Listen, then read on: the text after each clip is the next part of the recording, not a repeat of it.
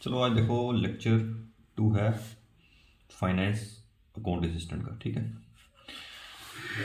अब वो जो स्टॉक असिस्टेंट वेटनरी वगैरह वो सोशल फॉरेस्ट्री वर्कर के वो 2 लेक्चर्स आ गए हैं। ठीक है, 3 लेक्चर्स उसके टोटल आ गए हैं अभी तक। वहाँ से अपना रिलेवेंट देखो, उसमें मैंने शेडो का कंसेप्ट उसका डिस्कस किया था, शेडो करवा दिया था उसमें। तो जहाँ जहाँ आपका रिलेवेंट है आज मैं तुम्हारा मैथमेटिक्स और इकोनॉमी कराऊंगा। मैथमेटिक्स और ये कौन सा है, ये तुम्हारा फाइनेंस, हाँ अकाउंट असिस्टेंट फाइनेंस डिपार्टमेंट। अब ये देखो, पहला इस लेक्चर में मैं टॉपिक डिस्कस करता हूँ कैसे हमने स्टार्ट करना, और अगले लेक्चर में मैं करवाऊंगा तुम्हें start linear equation with 2 variables, वो कैसे करना। ठीक है, अब यहाँ पे आधे मैथ के टॉपिक्स वो हैं जो 11th-12th लेवल के हैं, वो जो अब जिन बच्चों ने नहीं, मुश्किल है उनके लिए, उसके लिए मैं कोशिश करूंगा आसान बनाऊंगा। मैं तुम्हें बताता हूँ वो कैसे, जिन बच्चों ने नहीं मैथ कभी पढ़ा हुआ उनको कहाँ से स्टार्ट करना, कैसे करना, मैं करवा ही दूंगा। अब देखो मैथमेटिक्स करना है, ये मैंने तुम्हारा ये पेपर लिया हुआ है जो पिछली बार तुम्हारा हुआ था, अकाउंट असिस्टेंट फाइनेंस का पेपर जो हुआ था तुम्हारा। ठीक है, उसमें देखो आपको कहाँ पे ज़्यादा फोकस करना है। ये जो टॉपिक है ना भाई, लिमिट एंड डेरिवेटिव्स, ये लिमिट एंड डेरिवेटिव्स का टॉपिक है, क्लास 11th चैप्टर 13 है शायद। तो वहाँ पे लिमिट एक्स टेंड्स टू 0, ये अपने आप में बहुत बड़ा टॉपिक है। अब इसमें बहुत टाइम लगता है ये करने में। डिटर्मिनेट वैल्यू आ गई तो फिर तो, इसलिए तो लिमिट एंड डेरिवेटिव इसका नाम होता है। डिटर्मिनेट वैल्यू आ गई तो फिर तो वो आंसर हो जाएगा, नहीं आई तो उसको फिर कैसे पुट करके देखना पड़ेगा। तो जिनने मैथ नहीं किया उनके लिए टफ है। अब मैं ये बताता हूँ कि कौन से इजी टॉपिक्स हैं जहाँ पे हलवा क्वेश्चन है, जहाँ से आराम से हो जाएगा। देखो प्रोबेबिलिटी आसान है, परम्यूटेशन कॉम्बिनेशन आसान है। एक क्वेश्चन प्रोबेबिलिटी से आया, एक क्वेश्चन परम्यूटेशन कॉम्बिनेशन से आया, मेंसुरेशन से एक क्वेश्चन आया जो आसानी से हो जाएगा। ये कंपाउंड इंटरेस्ट, सिंपल इंटरेस्ट एक क्वेश्चन आया। लीनियर इक्वेशन 2 वेरिएबल्स, ये भी इजी है, ये क्वेश्चन भी इजी है, पर इसका मैं अगले लेक्चर में मैं यही कराऊंगा। जो तीसरा लेक्चर आएगा उसमें लीनियर इक्वेशन 2 वेरिएबल, यही क्वेश्चन मैं डिस्कस करूंगा ये कैसे करना है। ठीक है, बाकी तो मैं डिटेल में लूंगा। सेट थ्योरी इजी है, देखो एक क्वेश्चन है, सेट थ्योरी से 2 क्वेश्चन आए हैं, एक क्वेश्चन। तो टोटल देखो भैया 1 2 3 4 5 6 7 8 9 10 क्वेश्चन में से 1 2 3 4 5 6 7 क्वेश्चन तो इजी वाले हैं। अब बच्चे का दिमाग नहीं होता, वो लिमिट एंड डेरिवेटिव में टाइम वेस्ट कर देगा। जितने भैया इसमें टाइम वेस्ट करने में ना, उतने में तुम्हारे आधे ये टॉपिक्स हो जाने हैं। तो पहले जो टॉपिक आसान है पहले वो सारे करने की कोशिश करो, वो मैं ही करवाऊंगा। हम इन टॉपिक्स पे फोकस करेंगे, क्योंकि ये मैं अपने से तो नहीं बना रहा, ये जो तुम्हारे पेपर आया उसी के हिसाब से बता रहा हूँ क्या किस ट्रेंड में से क्वेश्चन आया होंगे। प्रोबेबिलिटी से एक, तो टॉपिक्स कौन से निकल के आते हैं तुम्हारे करने वाले टॉपिक्स निकल के आते हैं। एक टॉपिक निकल के आता है प्रोबेबिलिटी, दूसरा निकल के आता है परम्यूटेशन एंड कॉम्बिनेशन, तीसरा तुम्हारा मेंसुरेशन निकल के आता है, एक क्वेश्चन आया था, चौथा तुम्हारा निकल आता है simple interest, compound interest, fifth topic निकल के आता है तुम्हारा लीनियर इक्वेशन इन 2 वेरिएबल्स, और सिक्स्थ निकल के आता है सेट थ्योरी। और जिसमें से सबसे ज्यादा क्वेश्चन आया है सेट थ्योरी से 2 क्वेश्चन आए होंगे, आया समझ। और बिल्कुल इजी है, कुछ नहीं है, मैं कह रहा हूँ सबसे इजी टॉपिक ये सेट थ्योरी वाला है। सेट थ्योरी हो गया, उसके बाद ये permutation combination, simple interest, compound interest कराने का तरीका होना चाहिए, सिर्फ यही होता है।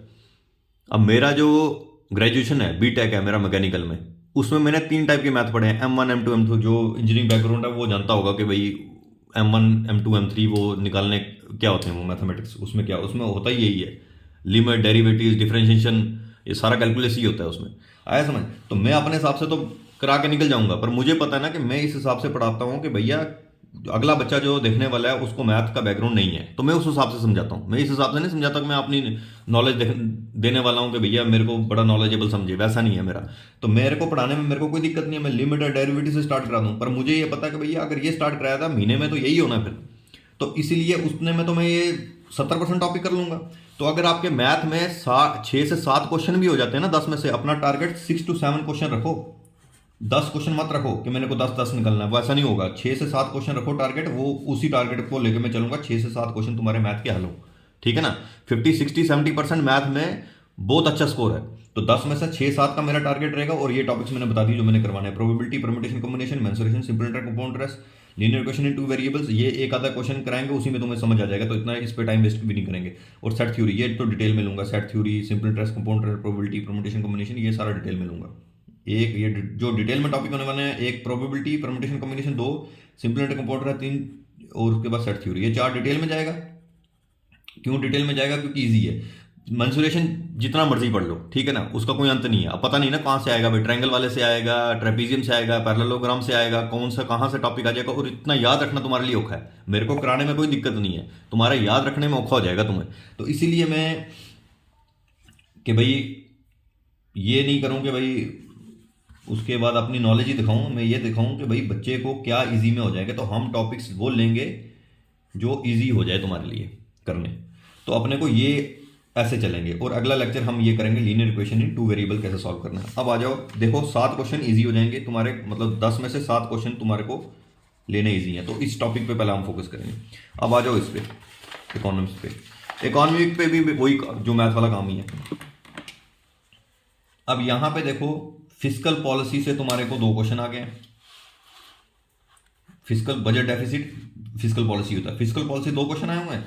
जीडीपी वगैरह से तुम्हारे जो 2 क्वेश्चन आया जीडीपी वाले से, यहाँ पे नेशनल इनकम वगैरह, फैक्टर ऑफ प्रोडक्शन से 1 क्वेश्चन आ गया, उल पे एलपीजी रिफॉर्म पे 1 क्वेश्चन आ गया, मॉनेटरी पॉलिसी टाइप पे 1 क्वेश्चन है, उसमें तुम लगा दो 1 क्वेश्चन आया। तो ये तो तुम्हारे क्वेश्चन आ गए हैं। तो इसमें से टॉपिक्स मैंने कौन से निकाले? 1 2 3 4 5 6 7, मतलब 7/10 7 क्वेश्चन हल हो सकते हैं इन टॉपिक से। तो सिलेबस पे जाके देखो, सिलेबस में सब कुछ दिया, तुम सिलेबस के अकॉर्डिंग करोगे तो उड़ जाओगे।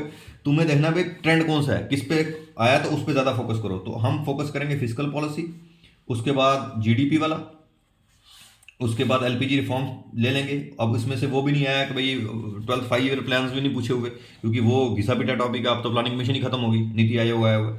तो मॉनेटरी पॉलिसी से भी एक क्वेश्चन आया, उसमें भी वो डिटेल रेपो रेट वगैरह वो नहीं आया हुआ। चलो फिर हम फिर भी पढ़ेंगे क्योंकि इंपॉर्टेंट टॉपिक है। तो ये अपना रहेगा trend, fiscal policy, GDP, LPG reform, MP, ये 1 2 3 4 टॉपिक्स तो बहुत इंपॉर्टेंट है जिस हिसाब से ट्रेंड के हिसाब से। तो यहाँ से 7 क्वेश्चन तुम्हारे आराम से हल हो सकते हैं। तो जरूरी नहीं कि तुम उसमें घुस जाओ माइक्रो इकोनॉमिक्स में, ठीक है ना, घुसना तो घुसो, पर तुम्हें 2-3 क्वेश्चन ही है ना माइक्रो के, बाकी तो यही मैक्रो से आए हुए हैं। तो इसलिए मेजोरिटी पोर्शन मैक्रो का है, तो पहला मैक्रो करो, बाद में टाइम बचा तो माइक्रो भी कर लेना, ठीक है ना।